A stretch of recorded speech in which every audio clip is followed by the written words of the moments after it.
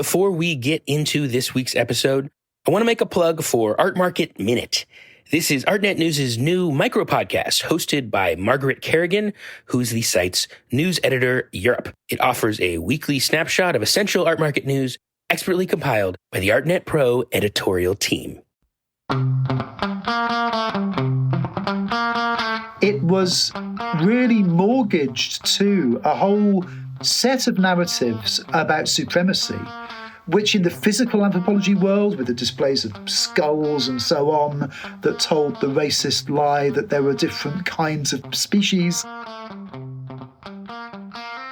Hi, I'm Andrew Goldstein, and this is The Art Angle, a podcast from ArtNet News where the art world meets the real world, bringing each week's biggest story down to earth. For decades, one of the most urgent moral debates in the museum universe has revolved around restitution, with art institutions around the world facing demands that masterworks in their collections be returned, either to countries like Greece and Italy, who say that the treasures in question had been looted by tomb raiders, or to descendants of Jews who had been robbed by the Nazis. Today, the restitution question is as hotly debated as ever. What has changed, however, is that now the source countries that are demanding the returns are in Africa, and the looting at issue had been carried out by Britain and other European powers across the bloody years of colonialism, whose horrors remain obscured by the hagiographic official histories of the era. Now, a new book is cutting through the Gordian knot of restitution with an argument of bracing moral clarity, showing the West's great quote-unquote universal museums to be complicit in a history of ongoing atrocities. It's called The Brutish Museums, the Benin Bronzes, Colonial Violence, and Cultural Restitution, and it's by Dan Hicks, a professor of contemporary archaeology at Oxford. As its title suggests, the book focuses on a particular incident of looting, the seizure of thousands of artworks from the Kingdom of Benin in 1897, and it is a history that should be really known around the world. To delve into the ongoing saga of the Benin Bronzes, I'm very happy to have Dan Hicks on the show today for a two-part episode. First, to recount the tragic story of the looting of the kingdom, and second, to discuss the fate these magnificent objects are facing today. Thank you very much for coming on The Art Angle, Dan. Wonderful to be here, Andrew. So before we get into things, let's set the table a little bit. You are a professor of contemporary archaeology at Oxford. What is contemporary archaeology? So, I've been here in Oxford for 14 years, where I have an unusual role in some ways, in that I'm half in a museum as a curator and half in an archaeology department. So for me, contemporary archaeology is about that sense that we can question the limits of archaeology in a temporal way. We can understand archaeology has something to say about the 19th century and the 20th century. It's a tradition that comes in some ways out of Americanist historical archaeology. But it also questions whether archaeology has to end at any certain point and whether we can use archaeology to understand the world around us. And that's where it intersects really with my role in the museum. So at the Pitt Rivers Museum, which is the University of Oxford's archaeology and anthropology museum, I am part of a team that oversee hundreds of thousands of objects from around the world. And of course, understanding what they were originally for has in the past been an interest, but actually what they mean in the present for me is the most urgent task. And what actually makes up the collections of the Pitt Rivers Museum? So it's a named museum. It starts with a donation to the University of Oxford in 1884, but it was founded with 30,000 objects or so, which Augustus Henry Lane Fox Pitt Rivers, a soldier, a collector, an archaeologist, had assembled over 30 years or so, from the 1850s until the 1880s, and had displayed in London at a series of different venues. He gave them to Oxford in 1884, and then since that date, the objects have grown. We're now 10 times the size of that original gift. Most of those objects sort of appeared either in between 1884 and, say, about sort of 1939. So under the British Empire, objects from all over the empire, all over the world, in fact. At the same time, in 1884, the museum also sort of received earlier collections, which were already here in Oxford. So the 17th century collections from America, and the Cook collections, which had been in a college in Oxford, a whole host of earlier collections. So now we have 300,000 objects from almost every nation in the world, and about a third of those are from Africa. A very important part of the Pitt Rivers collection comes from the Kingdom of Benin. And this, of course, is really the meat of your book. How did you first get drawn to the art from the Kingdom of Benin and the cultural history around this place? So in the galleries, in the permanent displays, there is a case which is called the Court Art of Benin, which is one of the most prominent cases in the museum and is unusual because the Pitt Rivers Museum was established as a typological museum, as it was called. So the objects in most of the cases, and this was the vision of the founder, were mixed up according to culture and time and context. So objects are arranged by type. There's a case for objects that are related to lights and lighting, where there is a juxtaposition of lamps from ancient Egypt with 19th century Mongolia, However, unusually in this case, for the Benin case, all of these objects were actually taken in a single moment of looting in the late 1890s. And the story of that expedition, as it was known at the time, is told in that case. And it turns out that the same story is told in scores of other museums around the world. So while we here in Oxford curate more than 10,000 objects that were looted in 1897, obviously we're not the only museum that does this. So it's a theme, it's a question with which the book seeks to grapple. Why is it that every so-called universal museum, every so-called world culture museum, anthropology museum, feels it has to have a Benin Bronze, or lots of them? And why is it that this attack, this history of the military victory of the British over the Oba of Benin, the leader or the king, why is it that that story is told in so many different galleries around the world? So that was one of the questions which really drove me to feel that this book needed to be written. So this month is actually the 124th anniversary of the looting of the Kingdom of Benin. Tell me, what would you have seen if you had arrived in this kingdom and the city of Benin prior to the looting, in the years of the 1890s? It's incredibly important to visualize what we're talking about here, because we're not simply talking about a city. We're talking about a sacred landscape and a royal landscape. So the Obas, or the kings, in this kingdom are an unbroken line who continue to exist today. And that line reaches back centuries. It goes back in an unbroken line earlier than the reign of Elizabeth I. So more than over half a millennium, this royal court had been an urban landscape in which the palaces of each of the Obas, after the Oba had died, was abandoned and turned into a mausoleum. And each of the palaces then became a site for worship, a site for veneration of the ancestors. And this really unique artistic tradition, which included the famous plaques, which there were about a little over 1,200 of these, were known to be removed in this attack. They are maybe the most immediately recognizable examples of Benin art. They tell the story of the history of the royal court. They are sort of artworks, but also a form of a document. There's a whole host of other examples of the figure work, which is made out of bronze, the figures of hornblowers or of animals like sort of leopards. Then also this incredibly important ivory sort of making tradition, and the large heads of the Obas, which are made again in bronze. So on these altars, you'd have the bronze heads of the Obas, and in a hole in the top of the head, there would be the carved ivory tusk that told the story again, of the achievement and the history of that Oba. There was sort of coral work, there were wooden objects, there's a whole host of other artworks, more than 10,000 objects that were sort of taken. But they were taken importantly from this sacred royal landscape, which had developed over hundreds of years. At the heart of this, it's a history of traditional religion in this part of what's now Nigeria.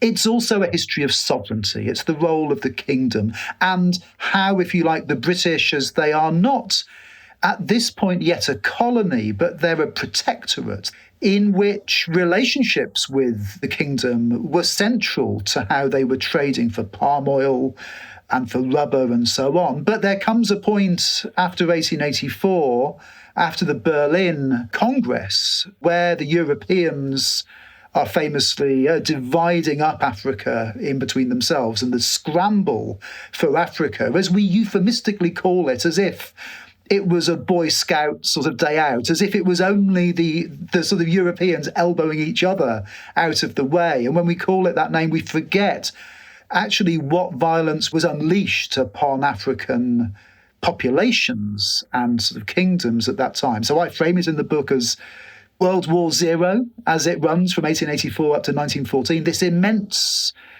attack across the continent of Africa. But the Benin expedition in 1897 is, if you like, a key moment where the Oba had outlived his sort of usefulness for the British, and the corporate colonialism that was increasingly up and down the Niger River had come to the point where it was felt he had to be removed. And in the removal of him, there's an attack then. There's a claim upon sovereignty and upon the removal of this sort of sacred site. So it's a desecration, and it's a use of the taking of royal artworks as a part of an attempt to say, actually, who is sovereign? It's now the British. In your book, you recount the precipitating factors for this raid in great detail, and I'll try to condense it into something loosely accurate here. So, as you said, the Oba of Benin had asserted control over the trade of key resources that were sought by the British, and a diplomatic party was dispatched to ostensibly try to persuade him to re-engage with trade. They arrived during a sacred festival, despite being told not to arrive during a sacred festival, and most of them were killed in mysterious circumstances. Then an overwhelming force was sent in on a punitive mission to wreak vengeance on the city. And what happened next was a scene of horror that was recounted on the British side, at least, in the words of Richard Burton, as a city of blood. What was this kind of macabre narrative that the British had weaved about this city and this conflict at the time? Like the way that the British were presenting it was as something like almost like out of a cinematic horror movie. Of course, you absolutely rightly mentioned the framing of the city by Richard Burton. But importantly, he had done that several decades earlier when he had been consul. So the story about the Kingdom of Benin as being all sorts of references to devil worship and to cannibalism and to human sacrifice and slavery. Obviously, traditional religious site, there is some kernel of truth in some parts of the existence of slavery, of limited histories of human sacrifice and traditions there. But they are retold in this way in which they're weighed up against this incredible military force that goes in and attacks across such an enormous area, and not just with equality in terms of weaponry. They're going in with sort of Maxim machine guns. So I guess the third thing that happens in 1884, apart from the founding of the Pit Rivers and apart from the Berlin Congress, is it's the year in which the Maxim is invented, the machine gun. In those accounts that seek to describe and to play upon racist tropes of African sort of kingdoms as wholly other, which are part then of a wider technique of framing the entity which is being attacked as an aggressor somehow, as some earlier wrong. So the idea of the punitive expedition, and that's how this was framed, as so many of these expeditions were. This is at the heart of, if you like, how the British Empire, especially under conditions of informal empire, how they sought to actually justify incidents of extreme violence. The idea of the reprisal. I mean, it's an idea later in the British Empire one sees in Northern Ireland, one sees in Kenya, for example. But it's across Africa and in sort of West Africa a great deal in the 1880s and 1890s.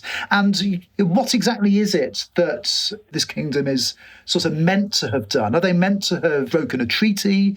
Are they meant to be offensive to the British because of the existence of slavery?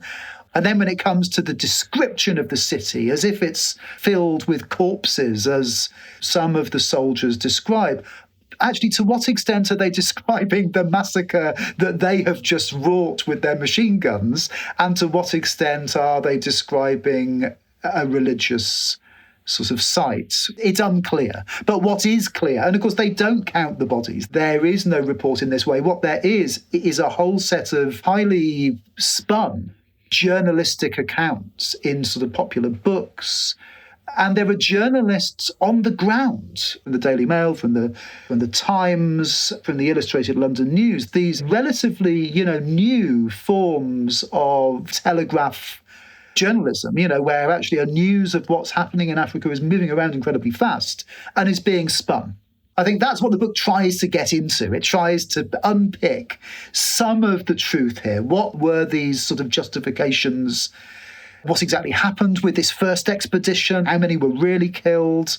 How would we weigh up in a modern way actually whether that supposed killing of a certain number of sort of white people at the beginning was a reasonable response to that, was this incredible attack, which, of course, importantly, had been planned for a long time. This enormous cynicism in turning something that is really about trade and about trying to punish somebody who is standing in the way of British colonial imperatives, and then framing it as the fact that they are actually rescuing these people from their hideous religious practices and slavery. It reminds me of that notorious piece of rhetoric from the Vietnam War that they had to destroy the city to save the city. And of course, you lay out, in great detail how heavily armed the British are versus the African troops, and how many British people died in the actual raid itself.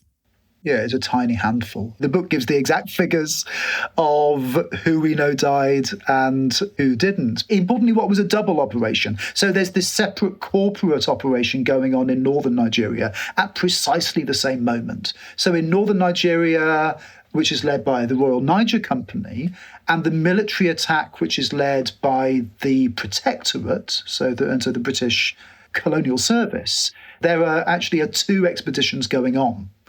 And we have much clearer figures for the north because in some ways the nature of the fighting is different. That is essentially a medieval sort of army on horseback, which is simply mown down with the machine guns. What is really different in the south, in the Benin expedition, is that this is jungle warfare.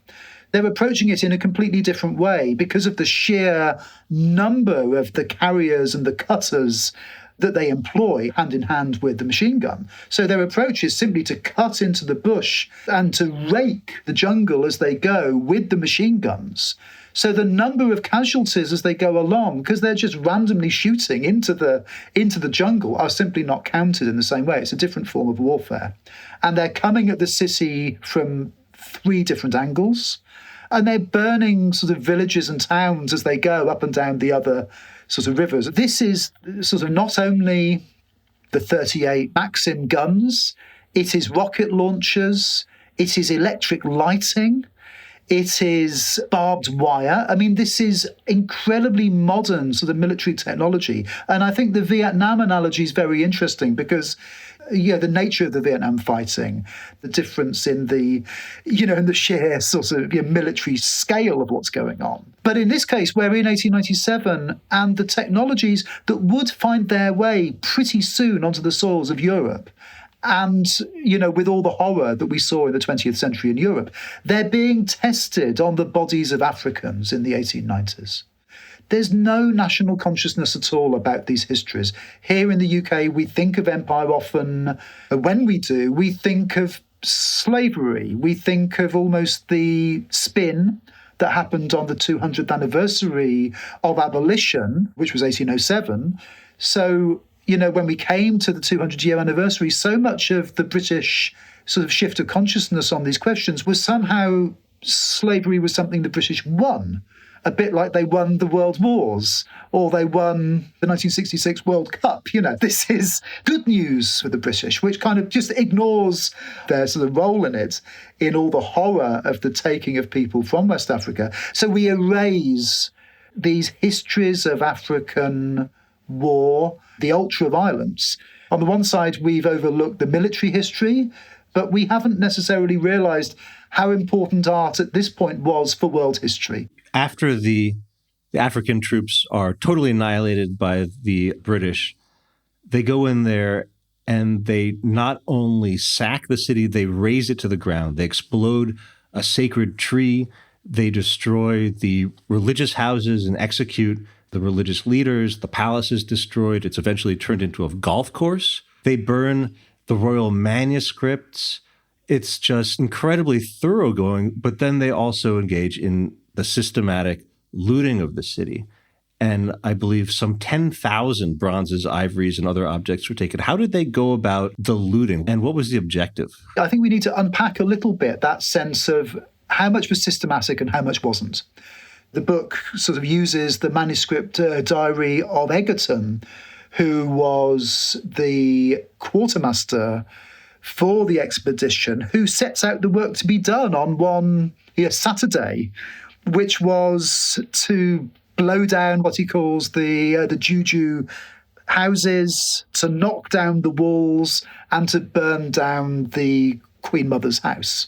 So, this is absolutely purposeful. And when the First Hague Convention of 1899 was written, I have no doubt in my mind at all that they had the Benin attack in mind because of that sense that the desecration of a religious site is, of course, entirely unacceptable in war.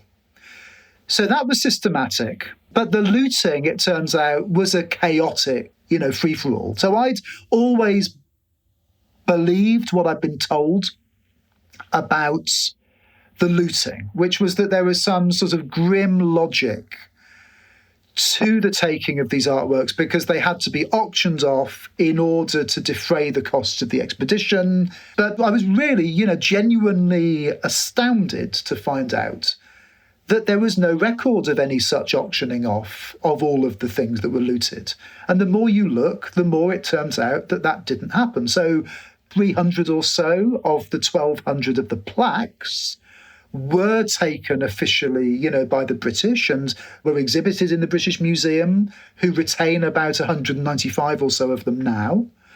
But then the vast majority of the 10,000 objects were simply, taken by perhaps 150 to 200 men who were administrators and soldiers and officers and sailors who just, took what they could. And those objects then found their way into family collections. Some were sold really quickly, but what's certainly true is that it was only a matter of weeks until some of these objects were on display, having been bought on the open market in Berlin, in London, and in Oxford. But so many more were retained in families and only then eked out onto the private market, into the art market over the years. And so many even now remain in the hands of the descendants of those people involved in this act. So I want to go back to an absolutely critical detail that you mentioned, which is the Hague Conventions of 1899. These Hague Conventions really were the first great international law to ban different kinds of war atrocities, like the looting of conquered peoples, of wanton destruction and non-strategic executions of people. It was basically to try to modernize war into something that was a little bit more humane. But the looting of the Kingdom of Benin took place 2 years prior. So at that time, was the looting that happened there, was it illegal? So the Hague Convention banned the bombardment of defended settlements or towns. It banned dum-dum bullets. The Benin attack is the earliest known example of the use of the dum-dums, which are the filing down of the bullets so they actually hurt the body more. And the convention also undertook to spare buildings that were related to art and to religion, and also the seizure of objects which were owned by the enemy. But of course, for the British, this was not a colony, and therefore was not subject to the British law in the same way, which was part of the reason that they could do, expeditions like this in a way they wouldn't have done in the colony of Lagos at that time. Was it legal under international law? Well, fairly quickly, the realization of what was now possible with all of the new military technologies and the will of the Germans and the British actually, to do this. And of course, looking back, we see how, of course, this is a particular moment for white supremacy wishing to attack Africa in this way and to justify these acts. What certainly happens really quickly is there's a fast move to establish international conventions in order to try to make sure that this sort of thing actually, never happened again. What was the reception like to the artworks from Benin in London and in England at the time? None of these objects had ever been even seen. Never mind, ever sort of moved outside of the city. They certainly weren't widely understood. So it was a great surprise that the sheer scale of these artworks, how many of them that they were, how fine these artworks were, that was a shock for anthropology museums and for the art world. There were all sorts of attempts to claim that these artworks could never be made by West Africans, all sorts of ideas that either these were made by the Portuguese or they were made by some itinerant band of Egyptians who somehow found their way to Nigeria at some point in the, circa sort of 1300 CE or something. All sorts of intellectual gymnastics were engaged in to try and argue that somehow this was not a part of a whole range of urban cities and civilizations that were in this area of West Africa, which had incredibly sophisticated court life, metalworking traditions and artwork. It was a shock. So initially, these images and these objects were displayed, in the case of London, alongside ancient Egypt. They were displayed in the Assyrian saloon of the British Museum as if, and I think this is an important point, as if they were from the Bronze Age. So what the book calls the chrono-political nature of how the museums start to become complicit in this violence. The reason that I spend so long over these histories of warfare is not simply that the stories haven't been told, the earlier expeditions against other chiefs and kings that I go into that sets it into a pattern is important.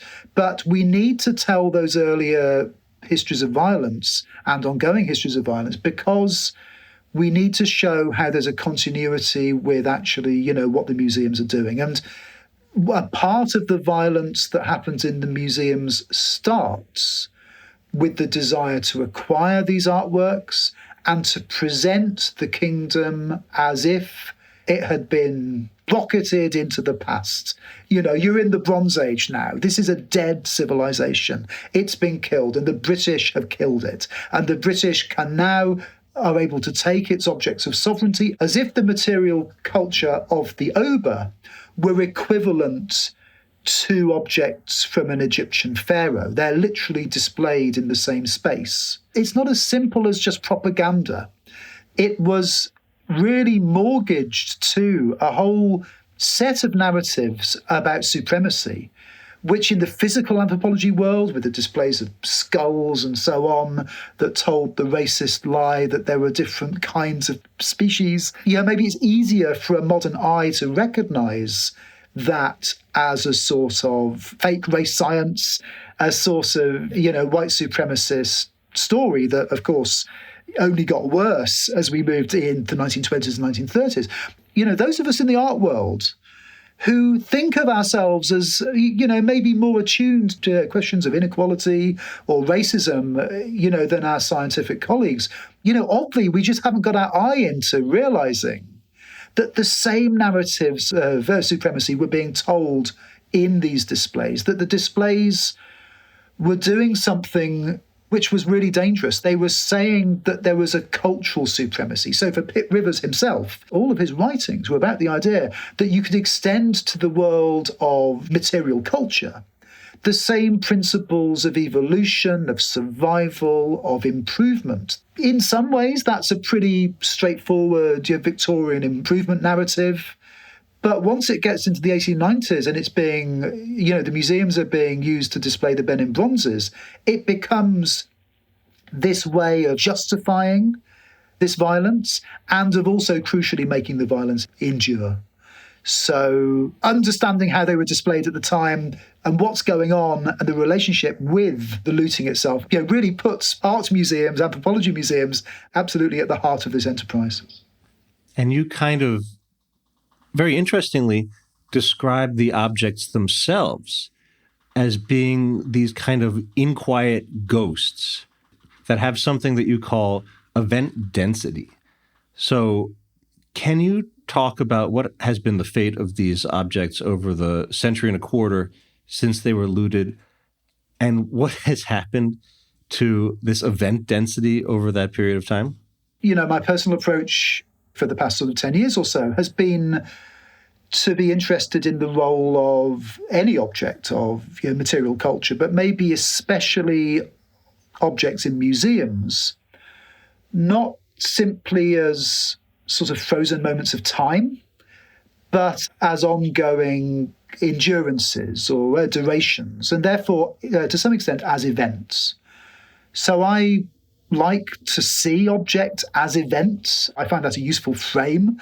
The artifice of the museum, indeed the whole joy of a museum, under normal circumstances, is that conceit of sort of timelessness. At the heart of the work of the museum curator is the work of the conservator. Our job is to ensure that the textiles are not eaten by moths and the metalwork is not, rusting away.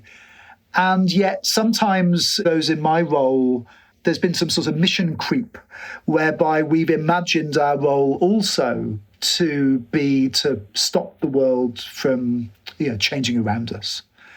And we come to believe, if we're not careful, the idea that the museum really has halted time rather than just slowed time down. So each of these objects continues to endure. What happens to these objects? They gradually are accumulated in our Western museums, in the increasingly self-styled, universal museums.